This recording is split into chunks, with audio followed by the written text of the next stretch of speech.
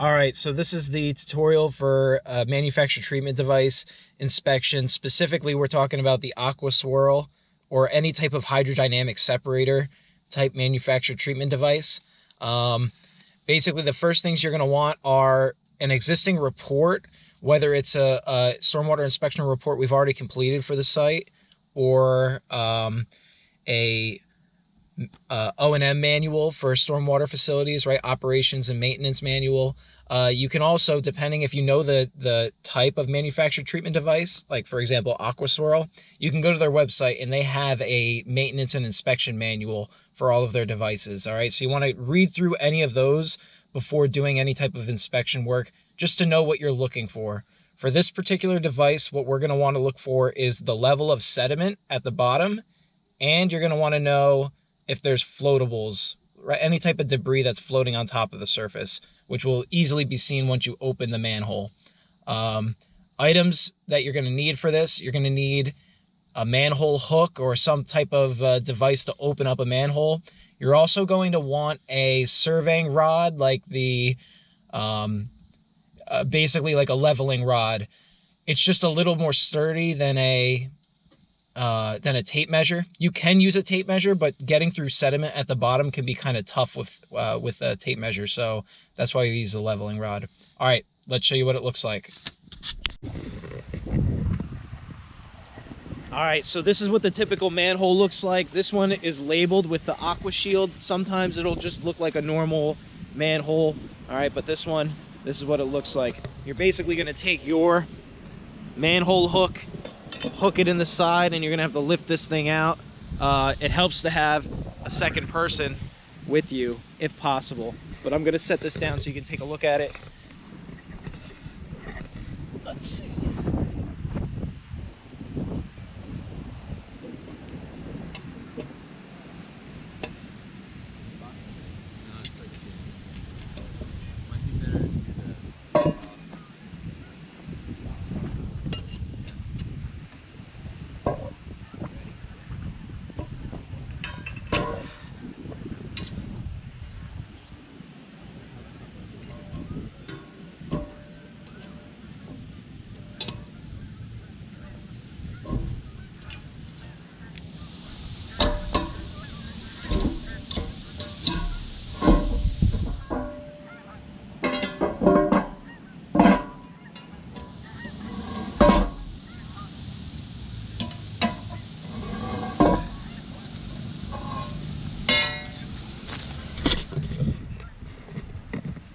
So this is what the inside of the device looks like. All right, this particular device, you can also see they have a, it's basically like a placard that explains what kind it is. That one's a little dirty, so you may need to clean it off. But what you're looking for is any type of floating trash and stuff. This is relatively clean. This can also be removed, right? If you're performing the maintenance, this can be removed with like a pool net. That's a pretty effective way to fish out this trash and throw it out. Also, when they come and vacuum it, they'll do the same thing, right? They'll fish it out, they'll vacuum the oil up and everything and dispose of it. But what we're gonna do now is we're gonna feel to the bottom for the sediment layer, all right?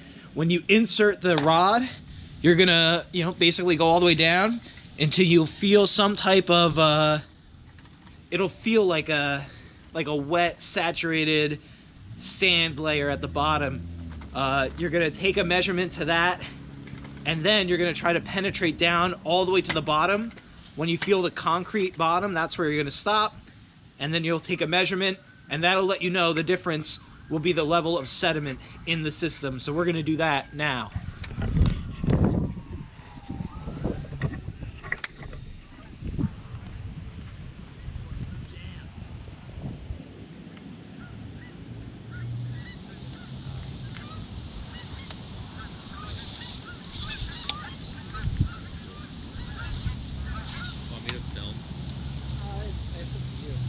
Oh, you're already recording, right? Yeah, it's still recording, so.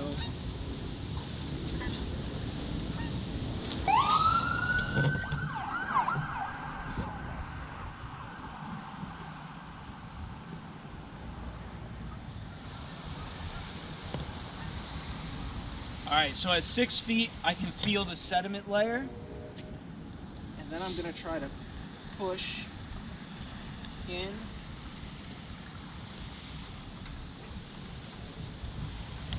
Sometimes you need to do this bouncing motion to get to the bottom.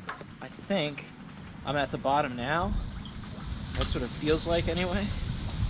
So if we're at 6 feet is the top of the sediment layer, and 8 feet, or 8.7 roughly, actually 8.6.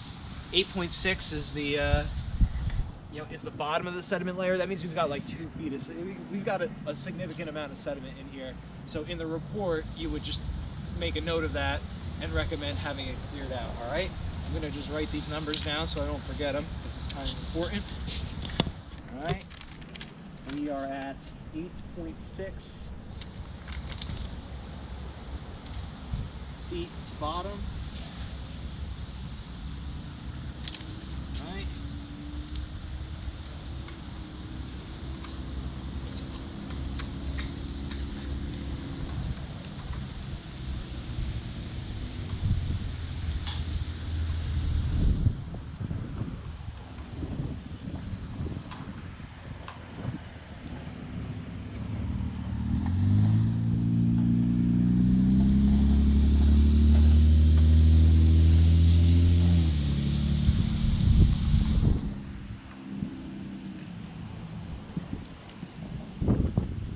Trying to get an average for the sediment depth. Some areas it's deeper and some areas it's not. So this is like 6.3. If I go over here, it's closer to 6. So we'll just take an average, right? 6.3 to 6.0. So around 6.15 maybe. There you go. That's the inspection. Super easy. All right, now you take your rod out, and you will probably have to drain it. All right, get the water out. So I'm gonna prop this up and get the water out. Usually too, you're gonna want to take a picture of the inside of it, and then maybe just a general picture of the outside so you can see kind of generally where it is. Also, sometimes the devices have a manhole leading into it, right? You can see this manhole, the water comes in here, enters the system, and then the outlet is here, and it leaves the system. Now, if there's a large storm event, you can see that there's a bench in between of them, right? Like basically a wall in between. And so in a very large storm event, it'll just overtop this and leave the system that way. But you also want to check this manhole, take a look at the condition, right? Make sure everything's clean, right? There is a little bit of trash in there, so maybe we would recommend cleaning that. But basically, that's the inspection. Then you bring everything back and you fill out the report, and you submit it to the engineer for review, or you pass it along to the property owner if you have already done the review.